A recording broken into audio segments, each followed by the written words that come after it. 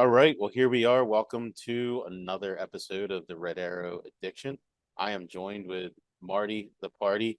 Or I guess, sorry, it's Marty with the Party. As I've gotten to know Marty just a little bit, it's been a lot of fun to kind of get to watch him. Again, you've probably seen him a lot. He's got a quickly growing YouTube focus, a lot of other social media. Again, we'll get into a lot more details, but just a quick introduction on this video and podcast that we're recording is, we're going to talk through a couple different topics, probably get into some recent hunts and some highlights. I did hear that Marty is a guide as well, so I'd love to learn more about what that is. Also, I want to find out from Marty, like, what kind of equipment does he tend to shoot more of and why? And then we'll kind of do a quick wrap up. But Marty, I guess I'll hand it over to you if you want to do a quick introduction of yourself, kind of go through a little bit on who you are, what you're about, and why we're here. Yeah, absolutely. I'm really happy to be here. It's been fun getting to know you, Todd, and I'm super excited for our future. Looking forward to getting to know you better and spend some time and make some mountain memories, baby. That's what I call it. That's That's right. actually my business, and that's one of my social media terms. If you want to look, you can look on YouTube, you can look on Instagram, Facebook, TikTok, Snapchat. I'm on most of them, not all of them. But my two passions in life are music and mountain memories. And when I say mountain memories, I mean everything that you can do in the mountains, right? Whether it's hunting, fishing, camping, anything involving wildlife, photography, just going out and watching a newborn animal be born and watching it age over time. Trail camming, it's a huge part of my life. I've been doing it before anybody even knew what it was. I'm going on my 23rd year of that. We can actually talk more about that later.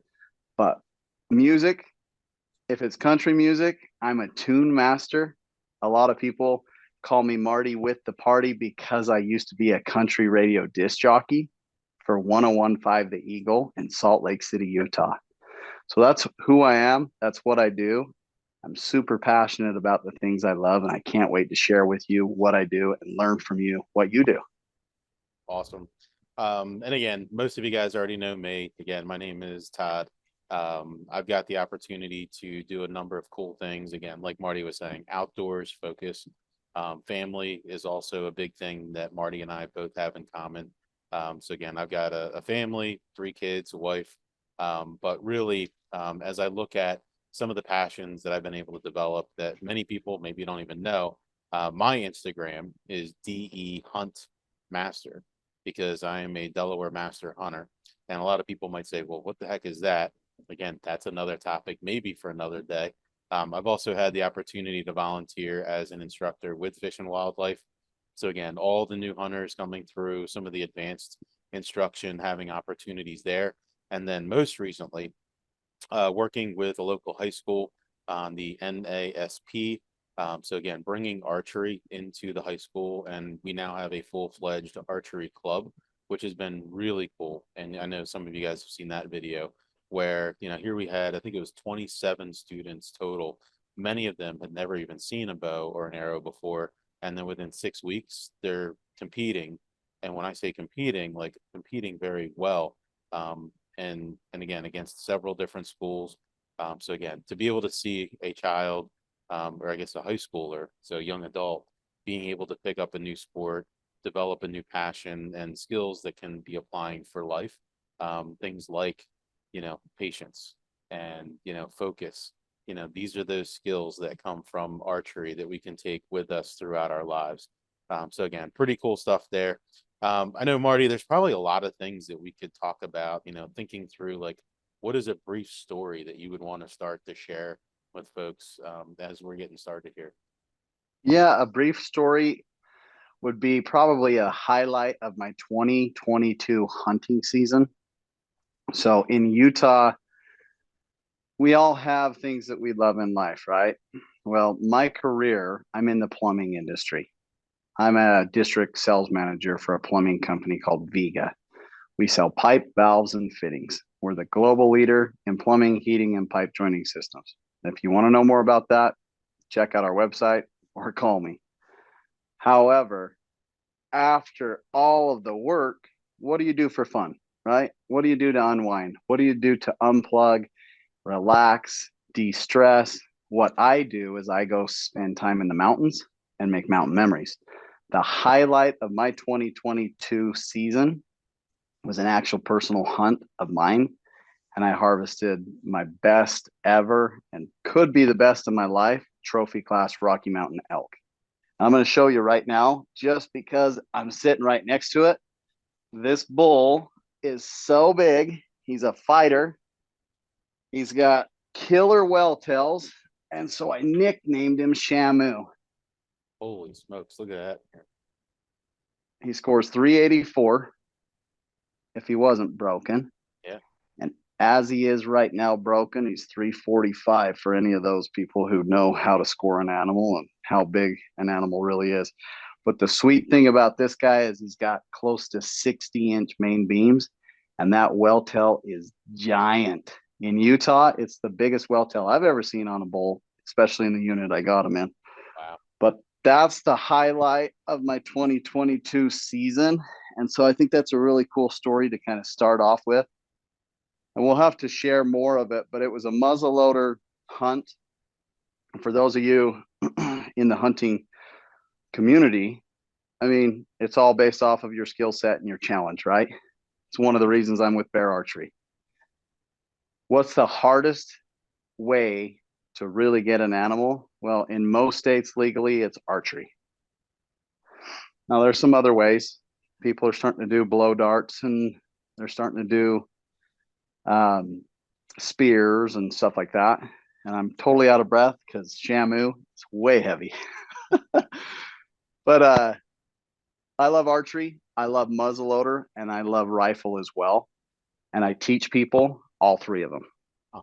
And I love learning from the pros. So a lot of my friends are pro staff shooters, or they're the owners of companies who build long range guns or high efficiency muzzleloaders or whatever it may be. So I love being able to take the knowledge that I get from other people and share it with you guys. You can form your own opinion. I am a salesman in the plumbing world, but I look at myself more as a solutions provider and just a support giver. So if someone calls up and says, whether it's hunting or archery, muzzleloader rifle, plumbing, whatever, I'll let you decide what you want, right? And that, take advantage of it, because everybody else is, and it really helps streamline your decision on what you really want, right? So muzzleloader elk, that's pretty wild. And you were out in Utah, right? Yep, this is out in Utah. This is, so the way it works in Utah, for anybody that wants to come hunt out here, and whether you're resident or non-resident, you have to draw the tag. Those are called limited entry or once in a lifetime tags. So limited entries, deer, elk, and antelope. Okay. As far as big game goes, bear and mountain lion, like this guy right here behind me, this is actually classified as small game. Those are for limited entry and once in a lifetime. Once in a lifetime, moose, Rocky Mountain sheep, desert bighorn sheep, Rocky Mountain goat, and bison. Those 5 you can only shoot once in a lifetime in the state of Utah. Now, multiple species have over the counter, or what we call general season, and you can just buy them over the counter.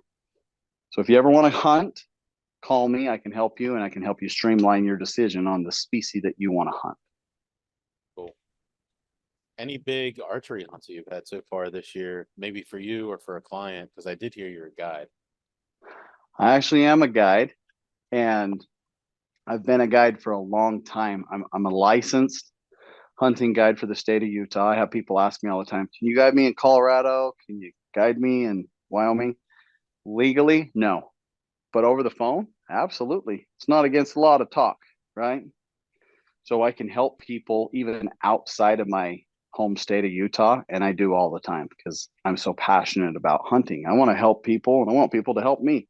If I can get a giant bull elk, I can probably help you get whatever you want. So as far as archery goes, to answer your question, yes, this year in Utah, although I didn't harvest during the archery general season deer, it was hands down my favorite archery season of my life. And the reason it was is because of opportunity. Mm. I had so much opportunity on some giant bucks. Yeah, right. And there was one buck I shot at. I was using my bear archery redemption that day. Now I break them up. I still have a lot of my bows, and I'm the type of person like, why have something if you're not going to use it, right? And we talked about that a little while ago. If you're not going to use it, get rid of it. Get it in the hands of someone who will use it. Yep. That's how I feel anyway. But anyway, this ginormous 32-inch wide buck, I find him. I put a stock on him. I get video of him at twilight. I found him in the dark in the moonlight. Wow. He's hundreds of yards away, but he's so big I could see him out in this sagebrush flat. And by the time I got to him, the sun had already been up and he was working his way into the pines. And I snuck in on him and his other giant buddy. And I got 57 yards away. Kidding. I didn't know the range. I guessed him at 60. And I drew back, settled the pin. Everything was perfect. The level, the everything, your technique, it was perfect. And I'm like, was I excited? Yes, but I'm really good at holding the excitement. You might not believe that with the way I act. I settle it and I shot and he jumped the string. And like that moment alone was like, that was the best part of the hunt. Yep. Hands down. And I told everybody, I'm like, this is the best bow hunt. Well, you didn't even tag anything. You don't have to. Right. It's the opportunity. That's right. It's that experience. It's building the memories, and again, being able to tell the story to your friends. I mean, these are the things that I think we can all look at together and say, sure, we could have done things differently, but it did feel good. You did it the right way. Um, how far out was he when you started your stalk? Oh, when I first saw him, he was about 300 yards away.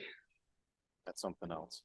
And then to be able to get within 57 yards on them, sneaking in, again, these are smart animals, especially big old bucks.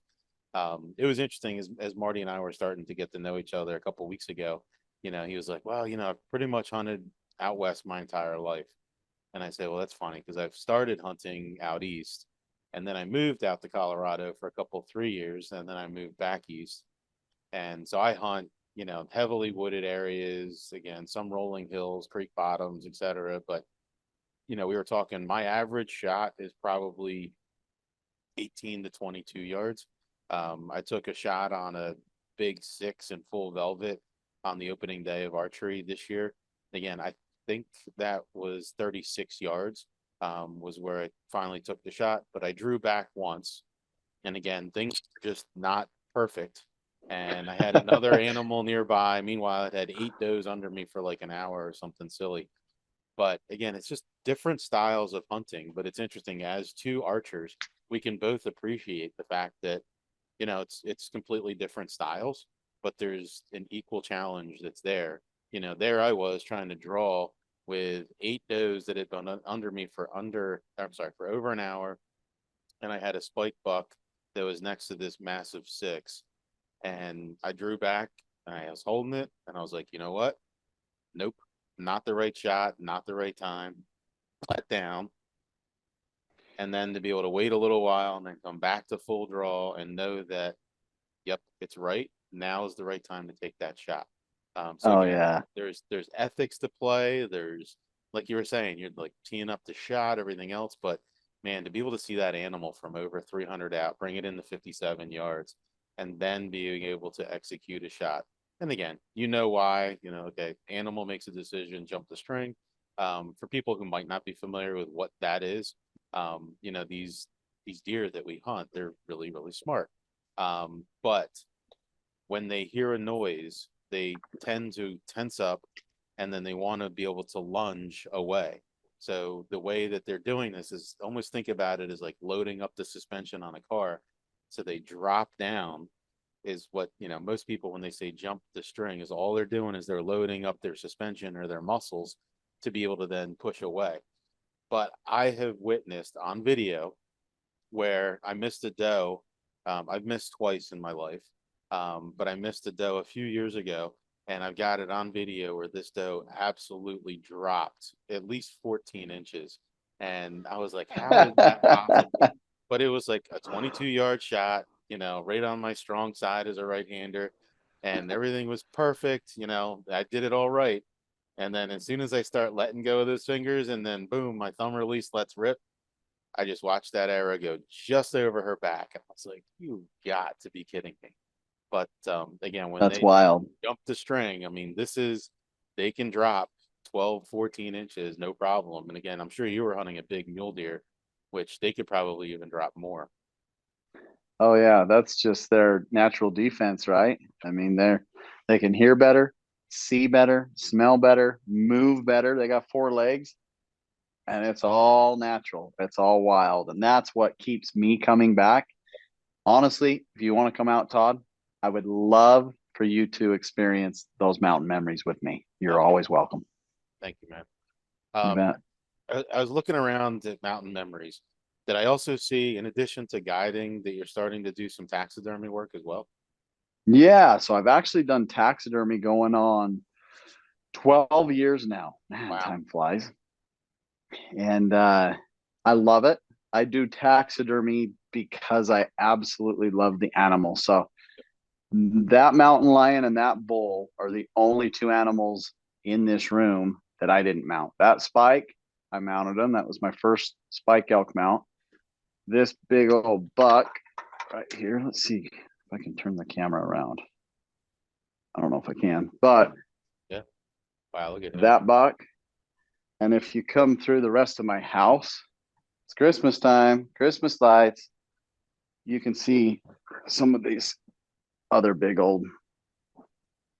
old bucks. Most of them have a little Santa hat on. It's Christmas time. Yeah. But yeah, I love it. I absolutely love it. And the reason I do taxidermy is because I want to personally learn about the animal. Yep. No better way than touching it, feeling it, and putting your hands on it, right? That's wild. So some of the work that I get to do is, I'd mentioned being a Delaware master hunter. So we volunteer. It's a couple of days a year where we do some management hunts. It used to be 2 days before Thanksgiving and then 2 days right before Christmas. And now we're just doing right before Thanksgiving. But the idea is we'll harvest a number of deer. These get donated for food shelters. So it goes to feed the hungry. This past November, we harvested, I don't know, we donated almost 600 pounds of meat. So again, these 600 pounds of meat that's going on to, different food shelters, Thanksgiving plates, which is fantastic. I had the opportunity to harvest 2 animals. One was a buck, the other one was being a big doe.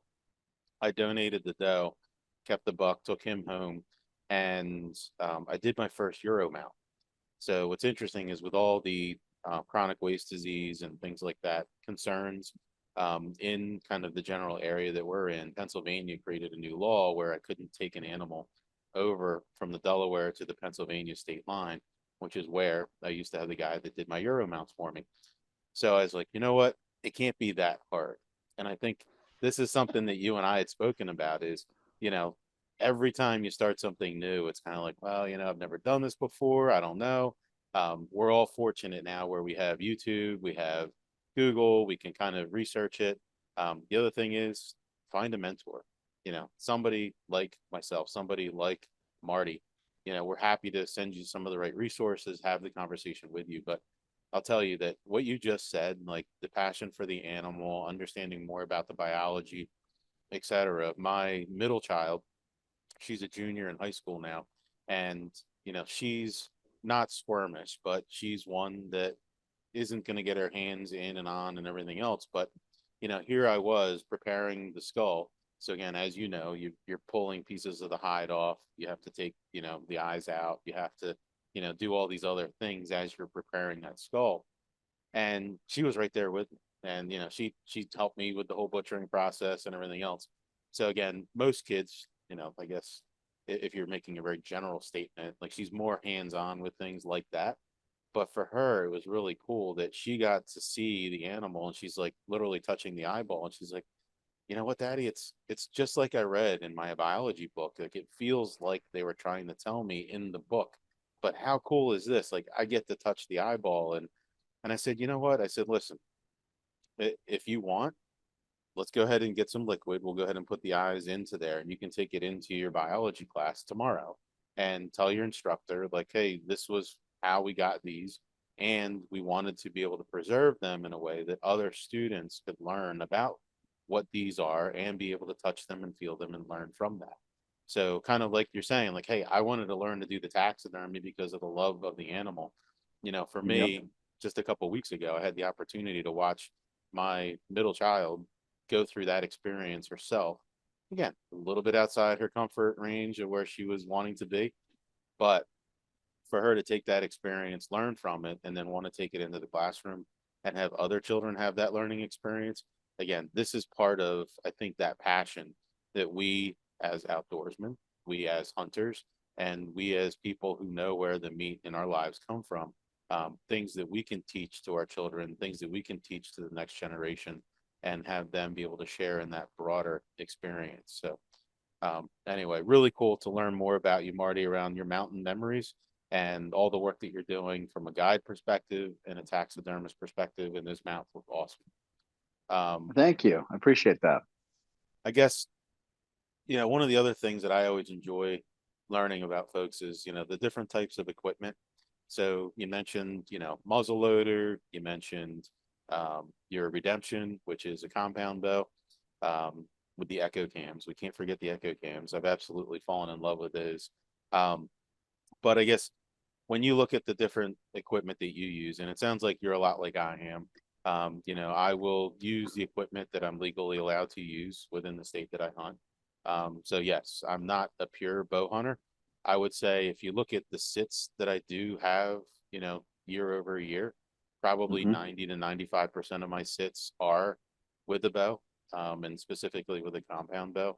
But again, where there's a season where I could use a muzzleloader or a slug gun, we are a slug only state. I'll go ahead and be able to utilize that. How about Sure. yourself though, Marty? What kind of equipment do you find yourself using? So, me being a guide, I've been exposed to whatever that season requires, right? And so I really have to know all of it. Yep. Because if someone wants to say, hey, I've got a hunt, but it's for this season date and it's for this weapon, and it's not any legal weapon, you have to use whatever the law specifies. So if that means it's a muzzleloader, if that means it's a weapon without a scope or with certain sight restrictions, right? And that could be down to archery. Every state's different, every season's different. Sometimes every unit is different. So for me, I know a lot about a lot of it, but there's so much to learn with all of it.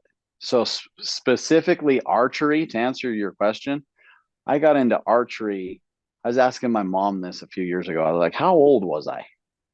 Was I, 5? Was I 7? Yeah. I mean, because you think back and everybody says, oh, I can remember my earliest age at 3 or whatever it is. She said, she has the first picture of me 3 years old holding a bow. Wow. Well, that's awesome. And that's on my Instagram cover. So if Okay. you go to Instagram, I've got 2 pages, Marty with the party, and that's separated with underscores. That's more of a music and all around Marty with the party page. And then I have Mountain Memories Taxidermy that just showcases mainly taxidermy. Okay. As far as my hunts and other stuff, bear archery stuff, music, anything else, that's all on YouTube. But with archery, as I developed and I grew my skill set, I wanted to learn more and more and more. I wanted to shoot different brands. I wanted to shoot different products. Yep. And when I was 20, I want to say close to 20, I told myself, Every time I get a big buck with my bow, I'm going to go out and buy a brand new bow, brand new setup, brand new everything. Wow. Well, after 2 years in a row, I learned really quick. Yeah, I can't afford this. This is ridiculous. But still to this day, I love to try the products, right? There's no wrong answer. If you want a single piece quiver, that's fine. If you want a two-piece quiver, that's fine. I'm going to tell you what I like, what I don't like about both of them. And you can form your own opinion.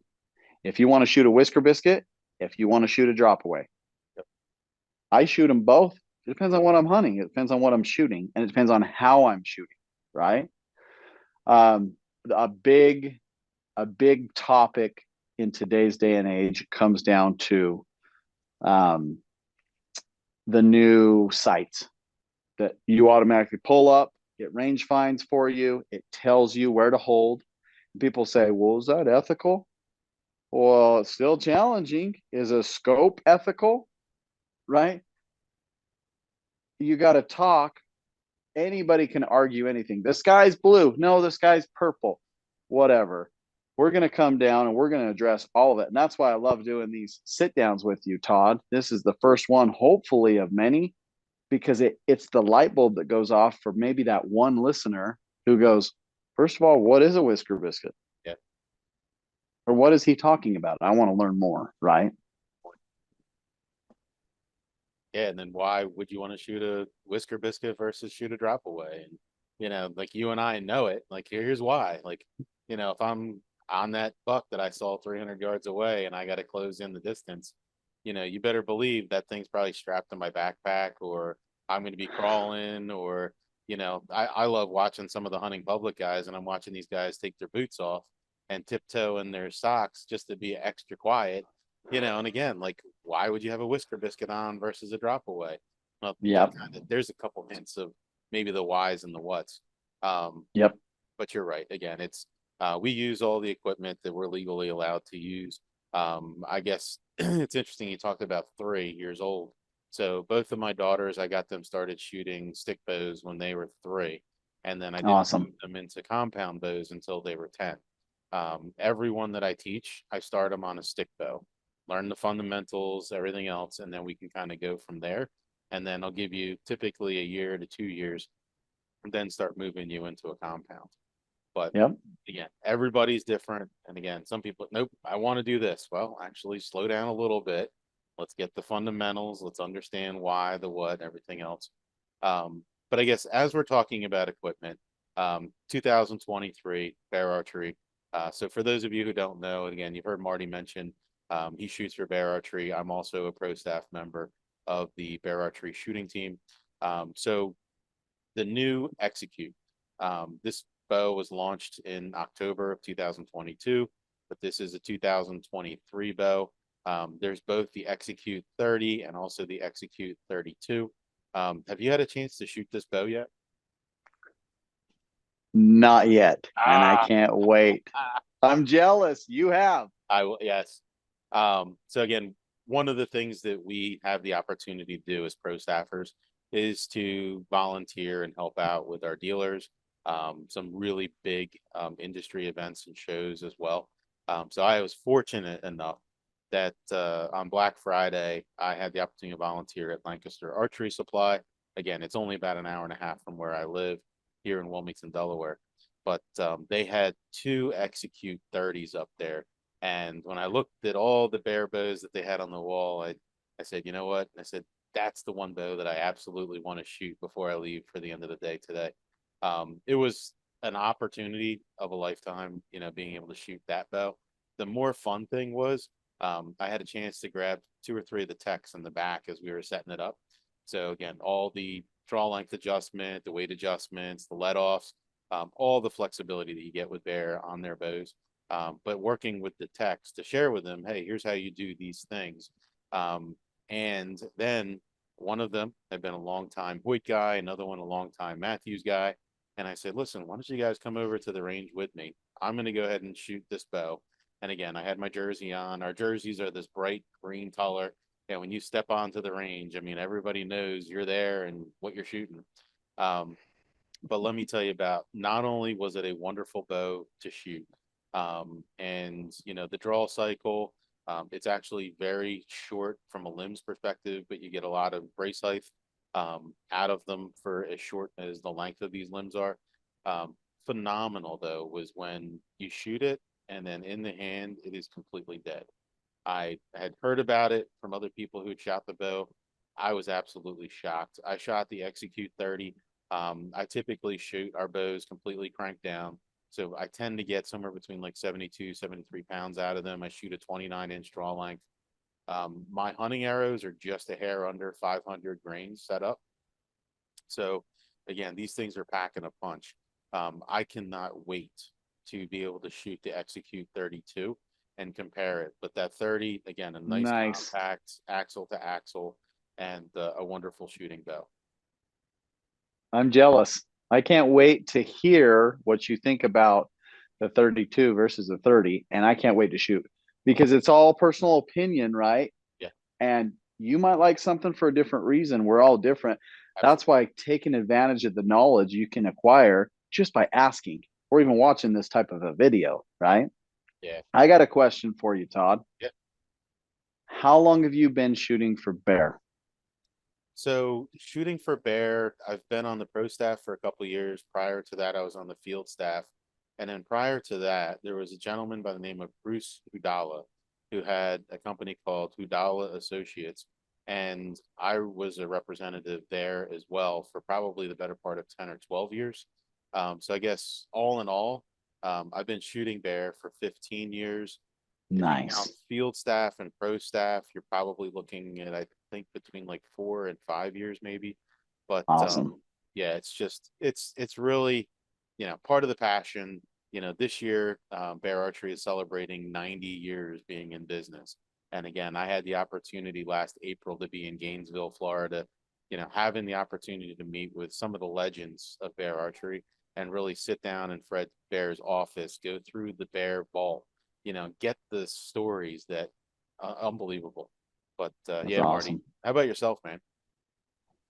So I very first shot a bear bow